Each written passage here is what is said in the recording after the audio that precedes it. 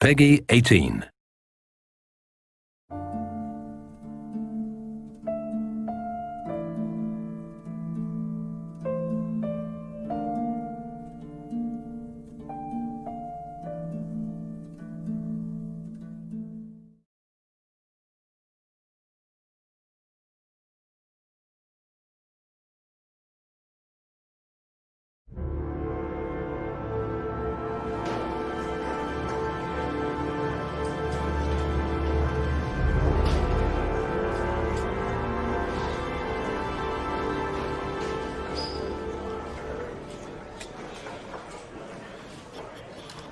Do you think it's gonna take long?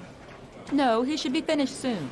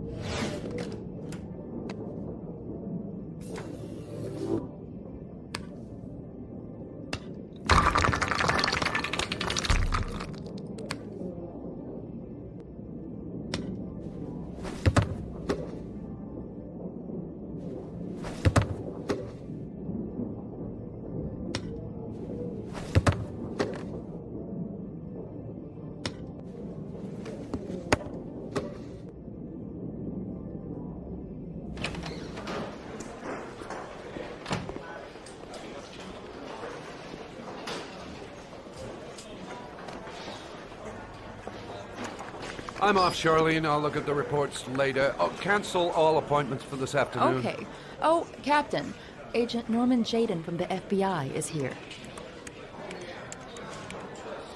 Jaden, of course. We've been expecting you. I'm in a bit of a hurry. Do you mind tagging along? We can talk as we walk. Yeah, of course. I wanted to introduce myself before getting started, but perhaps there's a better time. No, it's fine. I just have to get to the press conference. We have them every day now. Believe me, it's not always easy finding something to tell them. Fortunately, today we have some news. Have you met Lieutenant Blake yet? Yeah, we met this morning. He has his own methods, but he's a good cop. I'm sure you'll get them well together. Do you know how to tie a knot in a necktie? I guess. To be frank with you, I could have done without the FBI on this one, but the press are all over us. This Origami Killer case crept up on us, and it's fast becoming a national concern. There are hundreds of killers in this country, but what do you know? This guy is exotic. He leaves flowers and origami figures. Work that one out. Then the press get onto it, and we suddenly become the center of the universe. I'm here to arrest a serial killer.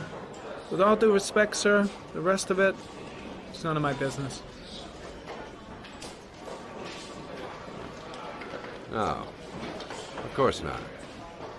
All I'm asking is that you make progress, and fast. The press want a perpetrator, and we're gonna have to serve him up on a silver platter. Not bad. Oh, go see Charlene. She'll show you to your office. Yeah, check in on the press conference if you're interested. It'll give you an idea of the political climate around here. Thank you, sir. Welcome to the club, Jaden.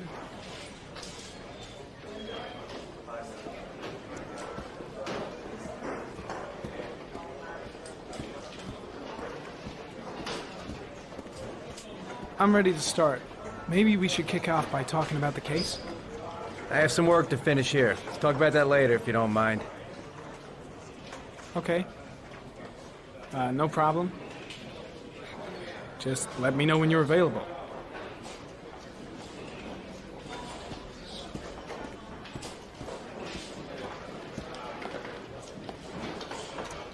Nice watch. Oh, it's the present we offer to our new lieutenants. We bought the same model each year for the past 20 years for each promotion. It optimizes everybody's time, and it's the kind of thing that always goes down well. You can contribute to our fund if you like. We're still a few dollars short.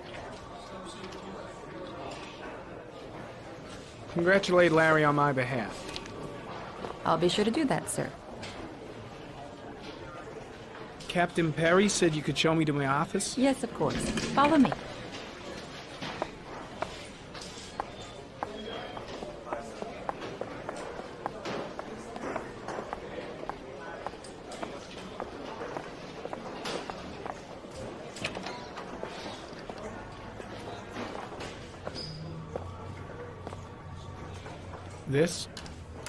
This is my office? That's where I was told to take you. If you need anything, you know where to find me.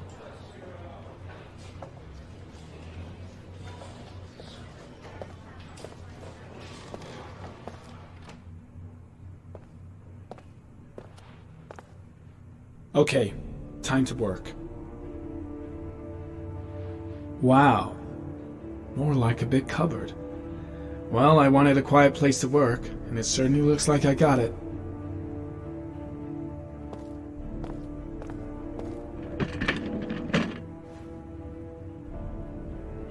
No time to lose. Gotta get down to work. First, analyze the case file.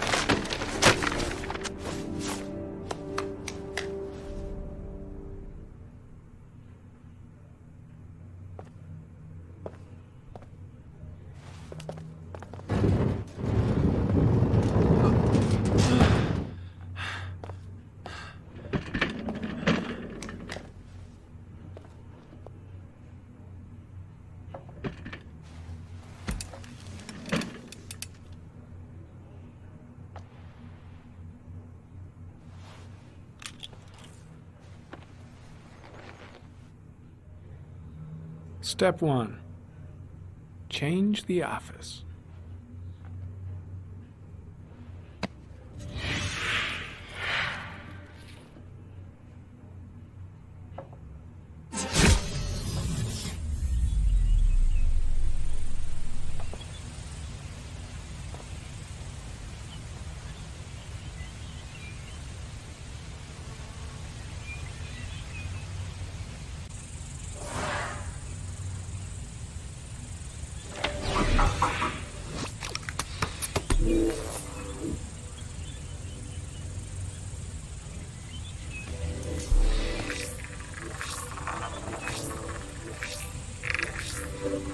The killer's car is probably a Chevrolet Malibu 83.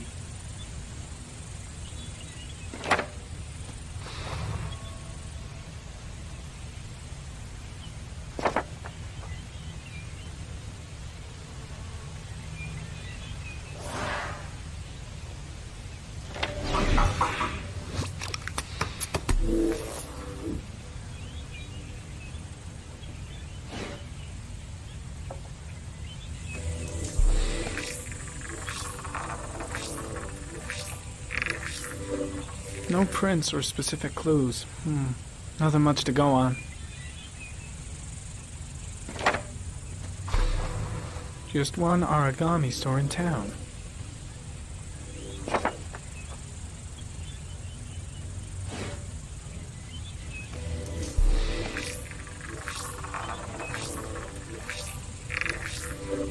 A common species. That doesn't help much. The orchid is a common species. It can be found at any flower shop.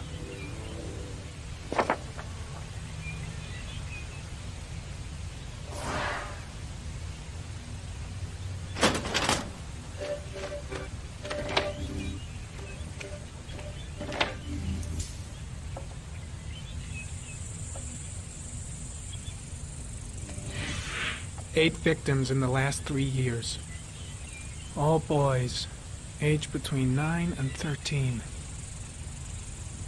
No signs of violence. The victims disappear from public places in broad daylight. No one notices anything. Bodies are found 3 to 5 days later. Drowned in rainwater.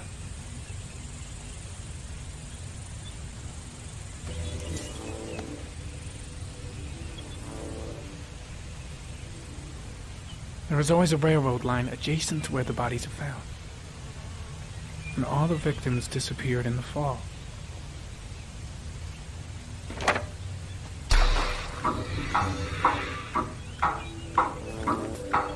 Killer has a large comfort zone. He gained confidence rapidly and moved away from his base. This won't make the geoprofiling any easier.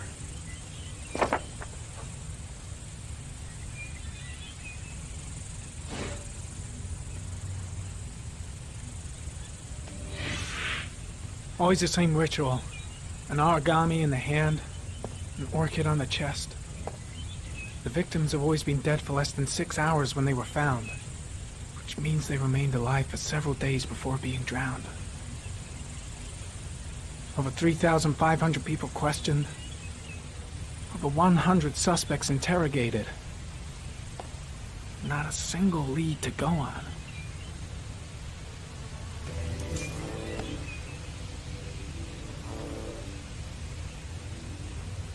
The killer is white, aged between 30 and 45. He is intelligent, calm, and determined. An organized type. He has a car. He's probably employed, but his work allows him free time.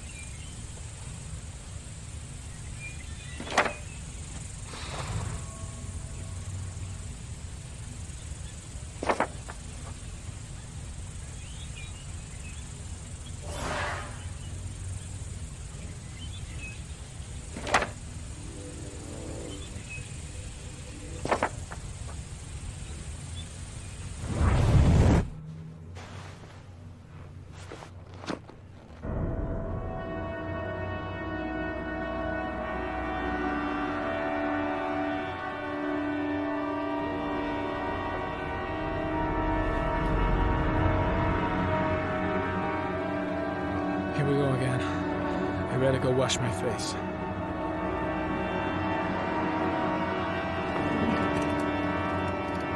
I need to take some. I'm gonna faint if I resist. It's all right. I know I can make it. I know I can make it.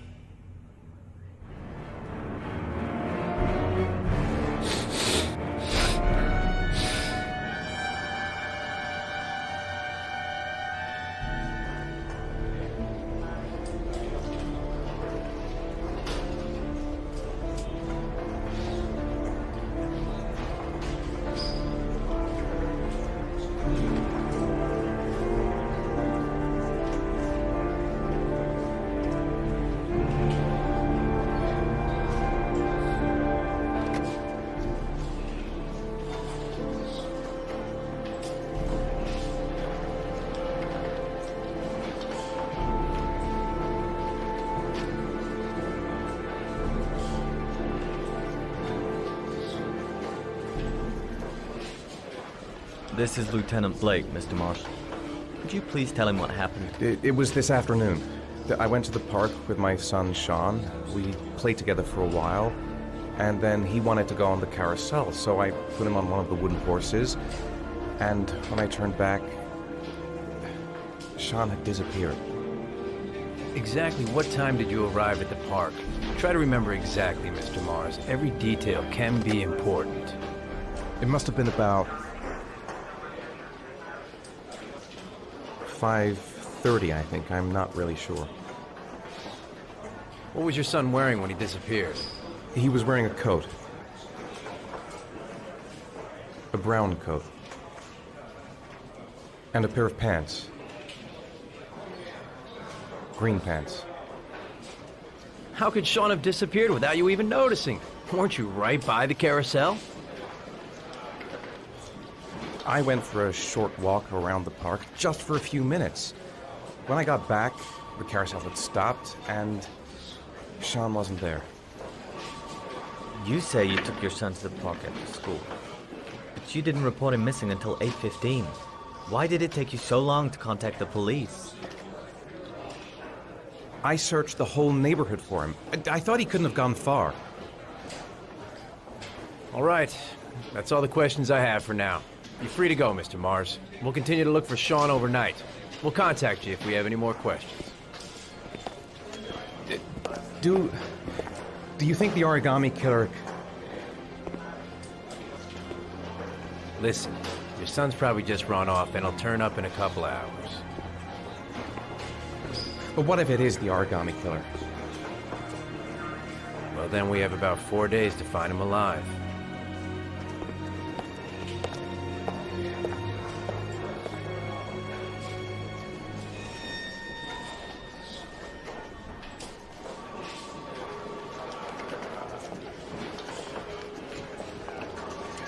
Did they find something? No, nothing yet, but they're gonna keep looking through the night. Do they think it's the Origami Killer? It's still too early to say.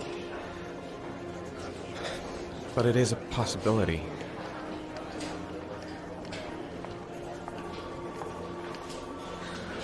What happened, Ethan?